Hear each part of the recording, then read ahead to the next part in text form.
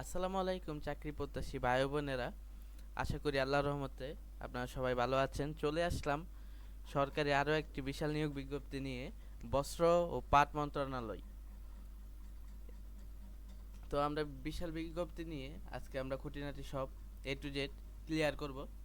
তো আপনাদেরকে জানাবো কত তারিখে আবেদন শুরু হয়েছে, কত তারিখে আবেদনের লাস্ট ডেট, কীভাবে আবেদন করতে হয়, আর কতটি পদ সংখ্যা ও পদপ্রার্থী নেওয়া হবে।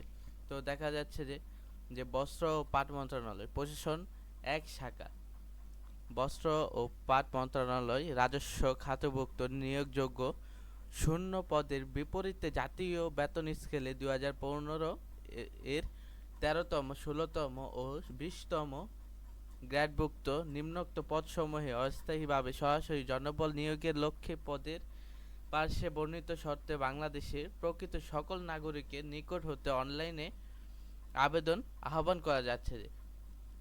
এখানে পদের সংখ্যা, পদপ্রার্থী, শিক্ষাগত যোগ্যতা ও অভিজ্ঞতা দেওয়া রয়েছে, সেটা আমরা দেখছি। ১. ৭ মুদ্রা খড়িক কাম কম্পিউটার অপারেটর। গ্রেড গ্রেড ১৩ নম্বর গ্রেড। বেতন স্কেল ১১,০০০ থেকে ২৬,৫৯০ টাকা। পদসংখ্যা এখানে ৩টি। স্থায়ী সংখ্যা ৩টি। শিক্ষাগত যোগ্যতা ও অভিজ্ঞতা: কোনো শিক্ষিত বিশ্ববিদ্যালয় হতে স্নাতক বা সমমানের ডিগ্রি। খ. কম্পিউটার প্রশিক্ষণপ্রাপ্ত। ঘ. ষাটলিপি এর সর্বনিম্ন গতি প্রতি মিনিটে বাংলায় ৪৫ শব্দ ও ইংরেজিতে ৭০ শব্দ। ঘ.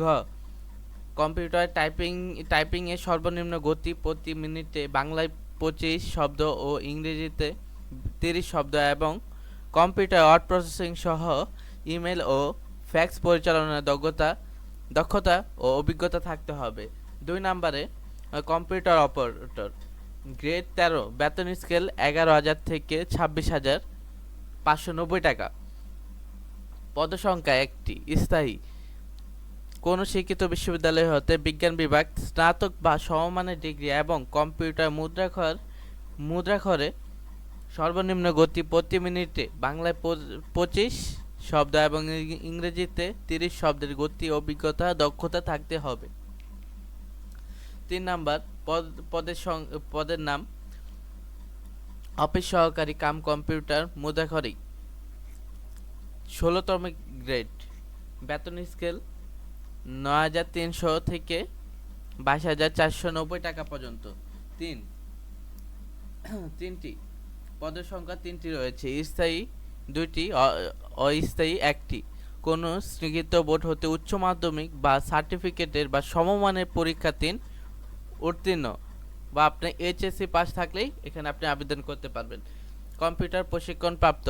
কম্পিউটার টাইপিং সহ সর্বনিম্ন গতি প্রতি মিনিটে বাংলা ২০ শব্দ ও ইংরেজিতে ২০ শব্দ এবং কম্পিউটারে ওয়ার্ড প্রসেসিং সহ ইমেল ও ফ্যাক্স পরিচালনার দক্ষতা, অভিজ্ঞতা থাকতে হবে। ৪ নাম্বার পদের নাম: অফিস সহায়ক। গ্রেড ২০তম গ্রেডের। বেতন স্কেল ৮,২৫০ টাকা থেকে ২০,০১০ টাকা। এইখানে আপনার পদসংখ্যা রয়েছে ১১টি। স্থায়ী ১০টি ও অস্থায়ী ১টি। কোনো স্বীকৃত বোর্ড হতে মাধ্যমিক ও স্কুল সার্টিফিকেট বা সমমানের পরীক্ষা ৩ উত্তীর্ণ হতে হবে। তাহলে আপনি এখানে এইচএসসি পাশে আপনি আবেদন করতে পারবেন। তো আবেদন ফরম, তো ২ নম্বর দেখা যাচ্ছে আবেদন ফরম পূরণ ও পরীক্ষায় অংশগ্রহণের ক্ষেত্রে নিয়ম বর্ণিত শর্তাবলী অবশ্যই অনুসরণ করতে হবে। যা যা লাগবে তা এখন আপনাদেরকে বলছি আমি। খ.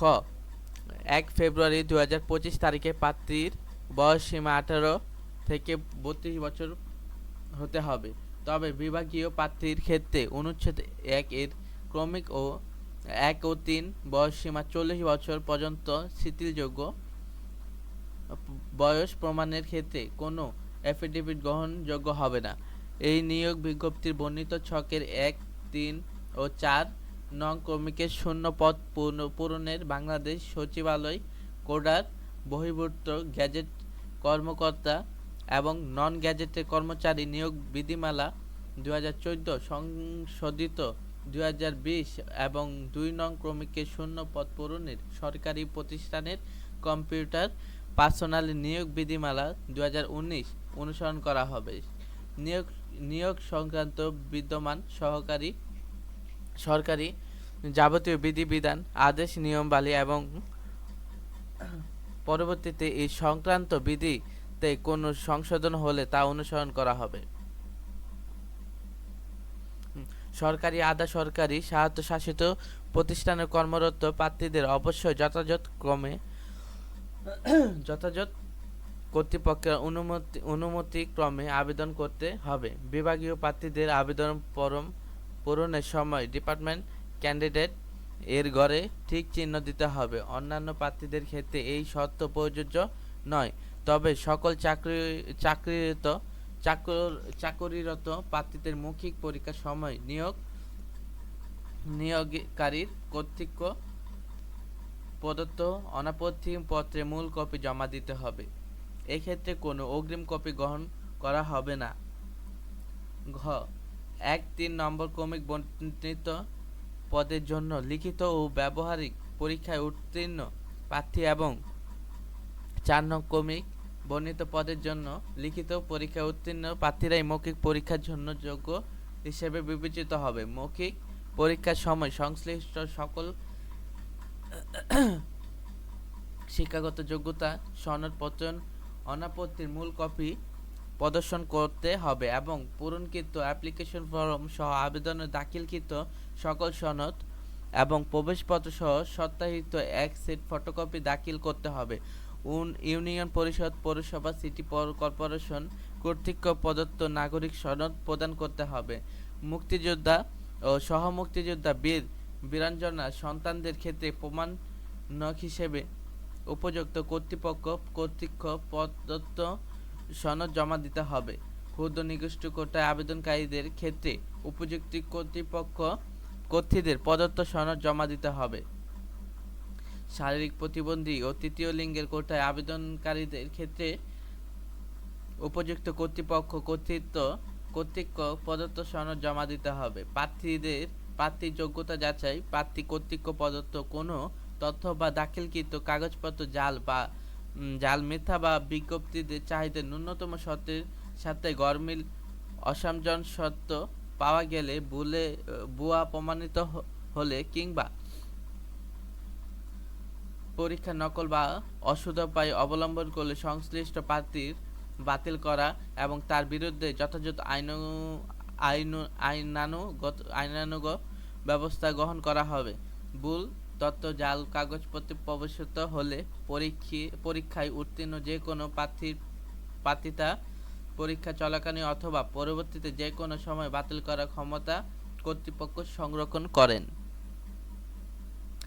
যদি কোনো প্রার্থী বাংলাদেশের নাগরিক না হন কিংবা বাংলাদেশের নাগরিক নন এমন কোনো ব্যক্তিকে বিয়ে করেন বা করার জন্য প্রতিশ্রুতি হন কিংবা কোনো ফৌজদারি আদালত কর্তৃক নৈতিক স্খলন জনিত অভিযোগে দণ্ডিত হন, তবে তিনি আবেদন করার যোগ্য বিবেচিত হবে না।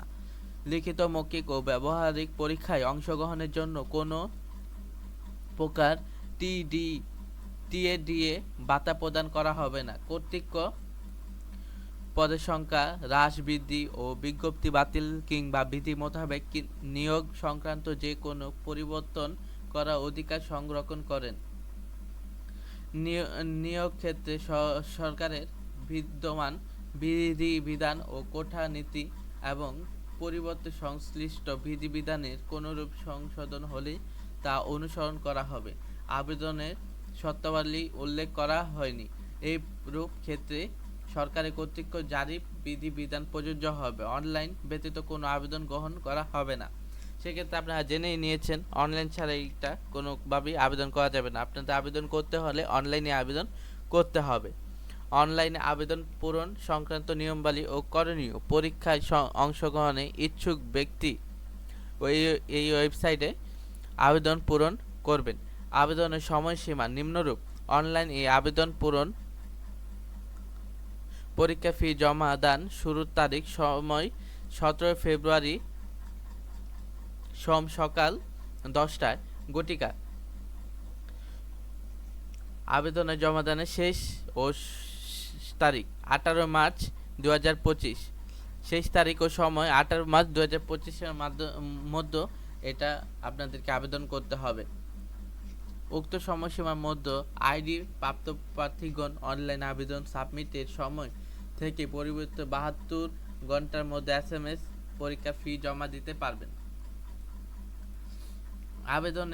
অনলাইন আবেদনের প্রার্থী তার রঙিন ছবি, দৈর্ঘ্য 300x প্রস্থ 300 পিক্সেল ও স্বাক্ষর দৈর্ঘ্য 300x প্রস্থ 80 পিক্সেল স্ক্যান করে নির্ধারিত স্থানে আপলোড করবেন। ছবির সাইজ সর্বোচ্চ 100 কেবি ও স্বাক্ষরের সাইজ সর্বোচ্চ 60 কেবি হতে হবে। আবেদনের পূরণকৃত তথ্য যেহেতু পরিবর্তিত সকল কার্যক্রম ব্যবহৃত হবে, সেহেতু অনলাইন আবেদন সাবমিট করার পূর্বেই পূরণকৃত সকল তথ্য সঠিকভাবে সম্পর্কে প্রার্থী নিজেই শতভাগ নিশ্চিত হবেন। প্রার্থীর অনলাইন পূরণকৃত আবেদনের একটি প্রিন্ট কপি পরীক্ষা সংক্রান্ত যে কোনো প্রয়োজনে সহায়ক হিসেবে সংরক্ষণ করবেন এবং মৌখিক পরীক্ষার সময় এক কপি জমা দিবেন। SMS প্রেরণের নিয়মাবলী ও পরীক্ষার ফি প্রদান। অনলাইনে আবেদন অ্যাপ্লিকেশন ফর্ম যথাযথভাবে পূরণ করে নির্দেশনা মতো ছবি এবং স্বাক্ষর আপলোড করে আবেদন সাবমিট করা সম্পন্ন হলে কম্পিউটার ছবি সহ অ্যাপ্লিকেশন প্রিভিউ দেখা যাবে। নির্ভুলভাবে আবেদন সাবমিট সম্পন্ন প্রার্থী একটি ইউজার আইডি, ছবি এবং স্বাক্ষরযুক্ত একটি অ্যাপ্লিকেশন কপি পাবেন।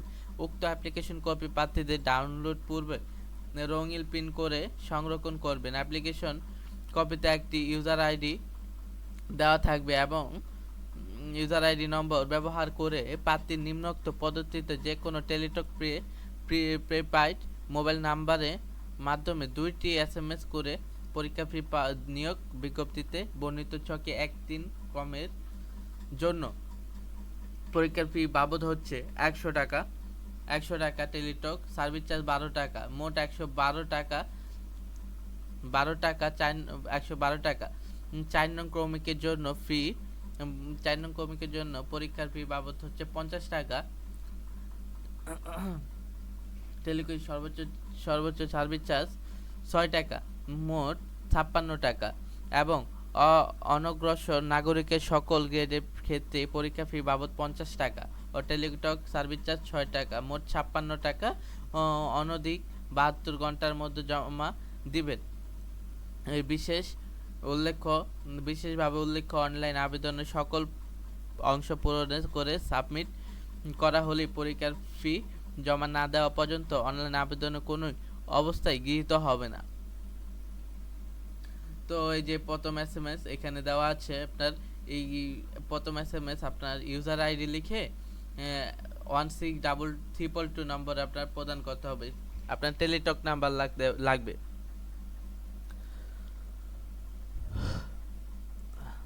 তো আমাদের এই হচ্ছে তো আমাদের এই হচ্ছে বস্ত্র ও পাট মন্ত্রণালয় সবকিছু খুঁটিনাটি বিষয়। তো আপনারা যদি আপনাদের যোগ্যতা অনুযায়ী হয়ে থাকে আপনারা আবেদন করে নেবেন 18 মার্চের আগে।